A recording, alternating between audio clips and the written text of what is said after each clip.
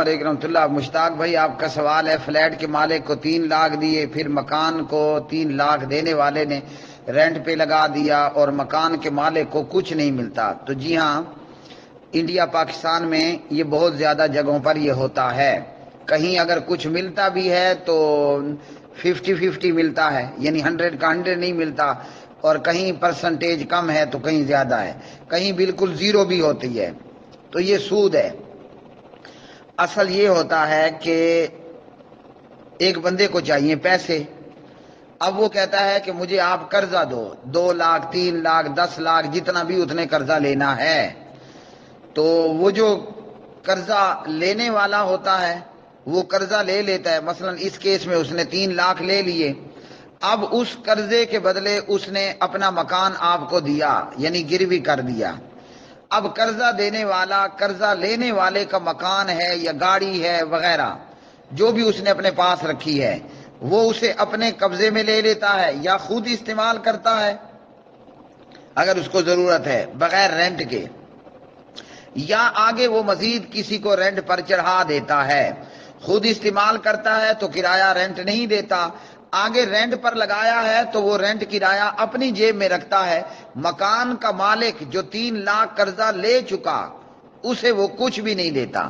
یا یہ ہوتا ہے کہ مکان یا مارکیٹ ویلیو کے مطابق اس پراپرٹی کا کرایہ بنتا تھا 20,000، مگر چونکہ مکان مالک قرضہ لے چکا ہے اس لیے قرضہ دینے والا اسے اس کے مکان کا رینٹ کرایہ 20 نہیں دیتا، 10 دیتا ہے، کہیں 5 دیتا ہے، کہیں 15 دیتا ہے۔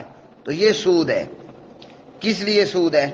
شریعت کا ایک متفق علیہ اصول ہے، بلوغ المرام کتاب البیوع میں، کل قرض جر منفعۃ فہو ربا، ہر وہ قرضہ جو نفع کا باعث بن جائے وہ سود ہے، وہ ربا ہے، وہ سود ہے، وہ ربا ہے۔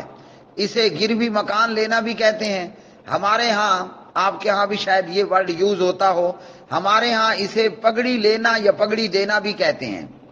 وہ کچھ یوں ہوتا ہے کہ مثال کے طور پر آپ نے مارکیٹ بنائی ہے، اس مارکیٹ میں میں نے ایک دکان لی، نعوذ باللہ، اللہ تعالیٰ ہم ان چیزوں سے بچائے۔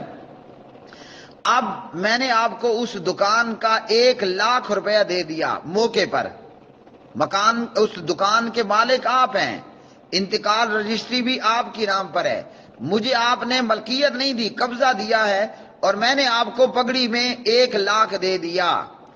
اب ان دونوں کے بیچ میں یہ طے ہوتا ہے کہ کرایہ جو ہے وہ برائے نام لیا جائے گا۔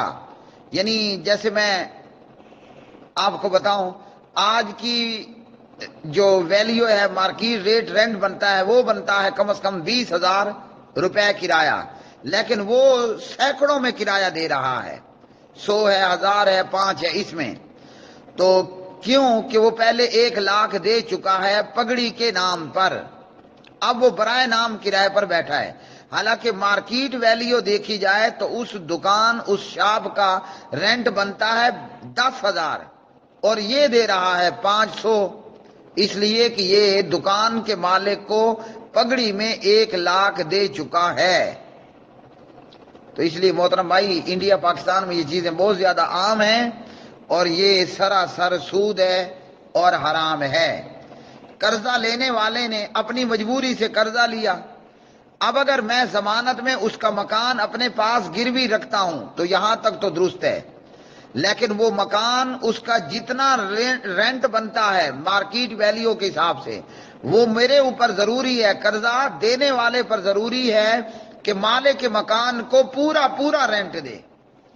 اگر اس نے 1000 کی بجائے اپنے قرضہ دینے کی وجہ سے 900، 950 بھی رینٹ دیا اور 100 یا 50 اوپر سے قرضہ دینے کی وجہ سے کم دیا، تو یہ سود ہوگا۔ یہ قرضہ لینا بھی حرام کا اور قرضہ دینا بھی حرام کا بن جائے گا، جبکہ ہمارے معاشرے میں یہ سراسر عام ہے۔ قرآن مجید نے ہمیں کیا اصول دیا ہے؟ قرآن مجید نے یہ اصول دیا ہے، اور حدیث میں بھی یہ اصول موجود ہے۔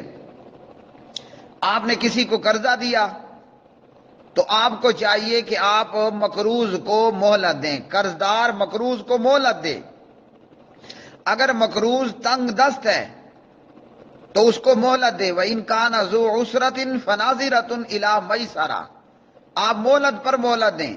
لیکن وہ بندہ اتنا تنگ دست ہے کہ غریب الحال ہے تو فرمایا وَأَن تَصَدَّقُوا خَيْرٌ لَكُمْ، پھر تم صدقہ کرو۔ اس کو یہاں بھی ایک مسئلہ آئے گا، صدقہ کرتے ہوئے کیا کرنا ہے؟ آپ نے مجھے 1000 روپے ادھار دیا تھا، آپ دیکھتے ہیں کہ یہ تنگ دست ہے تو 1000 میں سے 200 چھوڑ دیں، 500 چھوڑ دیں، 300 چھوڑ دیں، باقی مجھے کہیں کہ مجھے دو۔ تو شریعت نے یہ اصول دیا۔ ہاں یہ یاد رکھیں کہ قرضے میں دیا ہوا مال آپ زکوٰۃ کی مد میں مجھے نہیں چھوڑ سکتے۔ کہ آپ نے مجھے 20,000 قرضہ دیا اور دیکھا کہ یہ تنگ دست ہے تو چاہا کہ چلو میں زکوٰۃ کی نیت سے آپ کو چھوڑ رہا ہوں، تو یہ نہیں ہو سکتا۔ عبدالعزیز بن عبداللہ بن باز رحمۃ اللہ علیہ فتاوی اسلامیہ۔ تو شریعت نے تو یہ اصول دیا۔ دو بندے مسجد نبوی میں شور کر رہے تھے، آپ علیہ السلام باہر آئے، معاملہ دیکھا تو ایک قرضدار تھا دینے والا قرضہ اور ایک مقروض تھا قرضہ لینے والا۔ معاملہ سامنے آیا تو نبی علیہ السلام نے اسے کہا کہ کچھ چھوڑ دو، اس نے کہا میں آدھو آدھ چھوڑ دیتا ہوں۔ جب قرضدار نے آدھا قرضہ چھوڑ دیا، آپ نے مقروض سے کہا اٹھو اور بقایا ادا کرو، او کما قال علیہ الصلوۃ والسلام۔ تو یہ دیکھیے محمد الرسول اللہ صلی اللہ علیہ وسلم کی شریعت ہے۔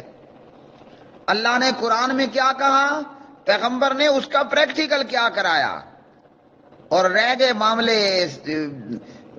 گندے لوگوں کے، ساہوکار، سود خور۔